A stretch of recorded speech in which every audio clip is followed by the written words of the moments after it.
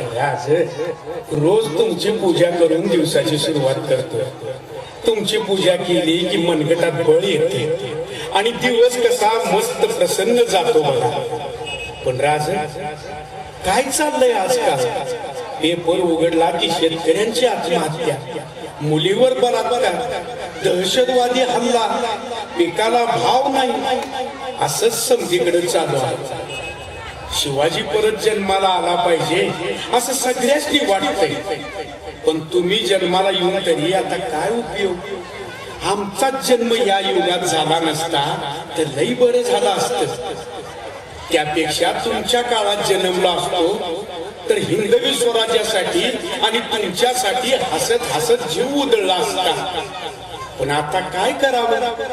नशीबच आमचं फुटक की आम्ही या काळात जन्माला आलो. जाऊ द्या महाराज, हे असंच चालू राहणार. पण माझी पूजा आणि तुमच्या चरणाची प्रार्थना कवा थांबायची नाही. जय भवानी.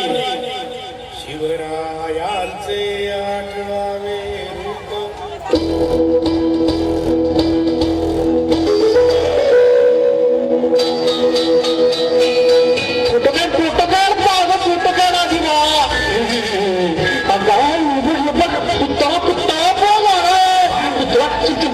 फोटो काढतो काय आपलं कुठे पाहिजे. असू दे कसं असेल तसं काढ. आपला बाबतीत वाटला पाहिजे जास्ती. तो तळ्यापेक्षा भारी आला पाहिजे ना. पुतळ्या खांदा वाटतोच काय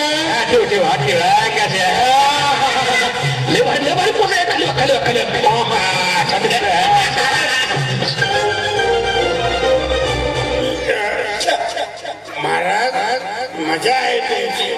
काय लोक सेवा करत्यात, मुजर घालत्यात. अहो खाय प्यायचा त्रास नाही, पोटाला मिळवायची बात नाही. उद्याचा दिस कसा जाईल ह्याची काळजी नाही. तुम्ही आपले हसेत उभे. आमच्याकडे बघा महाराज, कसं जगावं आम्ही. बायकोनं घराबाहेर काढला दारू पितो म्हणून. अरे पण दारू का पितो? त्याला बायकासनी काय कळत? दिसभर आम्हाला कुणा कुणाची खोकी उचलावी लागली, कुणाचं तळवत साठायला लागतात. काय कळल बायकासनी? घरात बसून शिकलो तेव्हा नोकरी मिळाली नाही. आईबानं 4 दमडे मिळवून ठेवल्या नाही.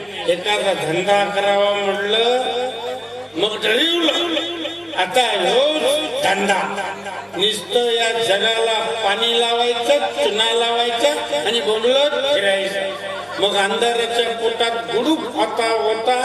पोटातला अंधार विझवायसाठी दारूचं पाणी पोटात वतायचं. जय हो महाराज, तुमच्या व्यवस्थेचा जय हो. येतो संचाला तो पातुरी बाटली इथं दडवून ठेवतो. कुणी बी ह्याला धक्का लावणार नाही.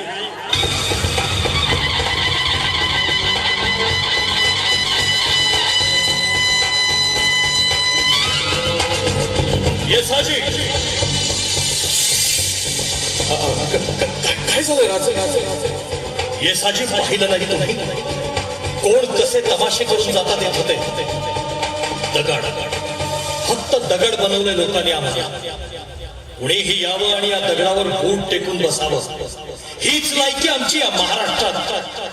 महाराज लोक लईच दाबी झाले. जिथं तिथं दिसता आपल्या नावाचा वापर करतात आणि स्वार्थ साधून घेतात. स्वाभिमान, अंगार, किती विश्वासानं बोललो होतो हे शब्द आम्ही. पण कुठाय तो स्वाभिमान? भर चौकात लेकी बाळीची आबरू लुटली जात असताना हा अंगार कुणाच्याही डोळ्यात उफाळत नाही. शेतकऱ्यांच्या आत्महत्या समोर होताना ही अस्मिता सळसळत नाही. राज्यकर्त्यांच्या मागे मेंढरासारखं फिरताना यांना लाज शरम वाटत नाही. ही अशी दुरावस्था महाराष्ट्राची, माझ्या महाराष्ट्राची. आणि ही दुरावस्था केली कुणी? या लोकांच्या नाकर्तेपणाने. ज्या मनगटात कर्तृत्वाच्या तलवारी सावराव्या तेच हात ढेकळाप्रमाणे आभाळाकडे पसरून हे फुकाचा गजर करता आहेत. राजे पुन्हा जन्माला या, राजे पुन्हा जन्माला या. अरे कशासाठी जन्माला या? याच हातांच्या मुठी वळून शपथ का घेत नाही तुमच्यातला एखादा शिवबा घडवण्याची? घ्या शपथ. या देशाचा स्वाभिमान हरवेल असं कोणतंही कृत्य आपण करणार नाही. घ्या शपथ. आपल्या अन्नदात्याला, शेतकरी कष्टकरी वर्गाला कसलीही कोशिश देणार नाही. अरे घ्या शपथ. मी तुमच्याशी बोलतो. अजूनही मला दगडी पुतळा समजून तुम्ही दगडासारखं राहू नका. घ्या शपथ.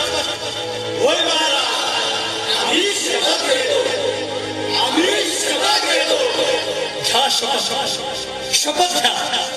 लेकी सुनांच्या अब्रूचं रक्षण करण्यासाठी आम्ही सदैव कटिबद्ध राहू.